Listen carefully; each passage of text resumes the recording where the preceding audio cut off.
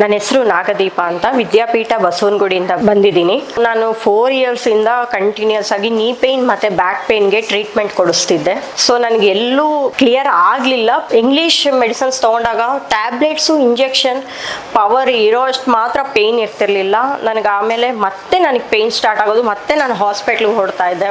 Again they changed tablets and injections. So ನನಗೆ ಎಲ್ಲೂ ಅಲ್ಲಿ ನನಗೆ ರಿಕವರಿ ಅಂತ ಅನಿಸ್ಲಿಲ್ಲ. ಹೀಗೆ ಒಂದಿನ ಟಿ ವಿ ನೋಡ್ಬೇಕಾದ್ರೆ ನಾನು ಚಾನಲಲ್ಲಿ ಸೌಖ್ಯ ಅವ್ರದ್ದು ಫುಲ್ ಡೀಟೇಲ್ ಆಗಿ 2-3 ಸರಿ ಏನೇನು ಟ್ರೀಟ್ಮೆಂಟು ಎಲ್ಲ ನೋಡಿಕೊಂಡು ಒಂದಿನ ನಮ್ಮ ಹಸ್ಬೆಂಡ್ ಕರ್ಕೊಂಡು ಬಂದೆ.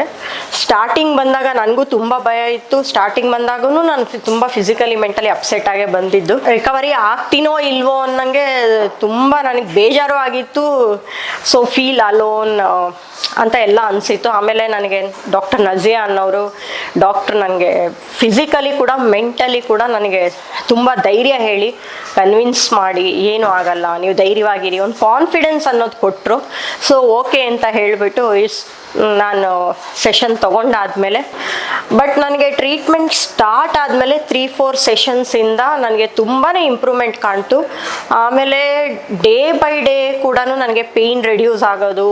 ಆಮೇಲೆ ಪೇಯ್ನ್ ನನಗೆ ಆನ್ ಆ್ಯಂಡ್ ಆಫ್ ಇತ್ತು. ಬ್ಯಾಕ್ ಪೇಯ್ನು, ನೀ ಪೇಯ್ನು ಪ್ರತಿಯೊಂದು ಆನ್ ಆ್ಯಂಡ್ ಆಫ್ ಇತ್ತು. ಸೊ ನನಗೆ ಸೆಷನ್ಸ್ ತೊಗೊಳ್ತಾ ಪೇಯ್ನು ರೆಡ್ಯೂಸ್ ಆಯಿತು. ಈಗ ನನಗೆ ಕಂಪ್ಲೀಟ್ ಸ್ಟಾಪ್ ಆಗಿದೆ. ನಿಯರ್ಲಿ ಒಂದು 80% ಪೇಯ್ನು ಇಲ್ಲ ನನಗೆ. ಕ್ರ್ಯಾಂಪ್ಸೇ ಆಗಲಿ ಏನೂ ಇಲ್ಲ.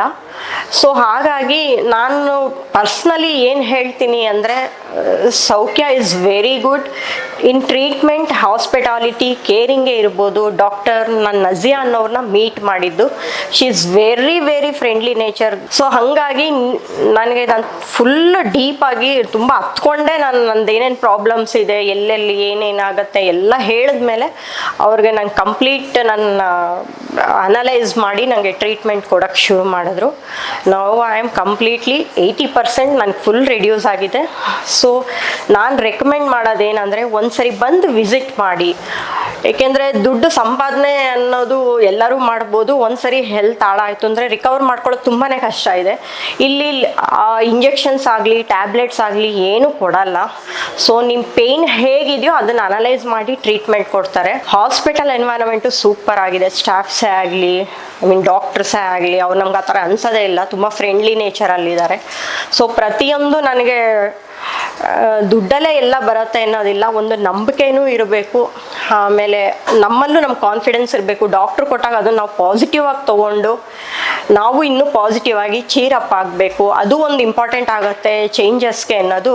ಇದು ನನ್ನ ಓನ್ ಎಕ್ಸ್ಪೀರಿಯನ್ಸ್ ಅಂತ ತುಂಬ ಹೇಳೋಕ್ಕೆ ಇಷ್ಟಪಡ್ತೀನಿ. ಸೊ ಹಾಗಾಗಿ ನಾನು ಸೌಖ್ಯನ ನಾನು ತುಂಬ ರೆಕಮೆಂಡ್ ಮಾಡ್ತೀನಿ. ಬನ್ನಿ ಒಂದ್ಸರಿ ತೋರಿಸಿ ಅಂತ ಮನಸ್ಪೂರ್ವಕವಾಗಿ ಹೇಳೋಕ್ಕೆ ಇಷ್ಟಪಡ್ತೀನಿ. This is my own and personal opinion.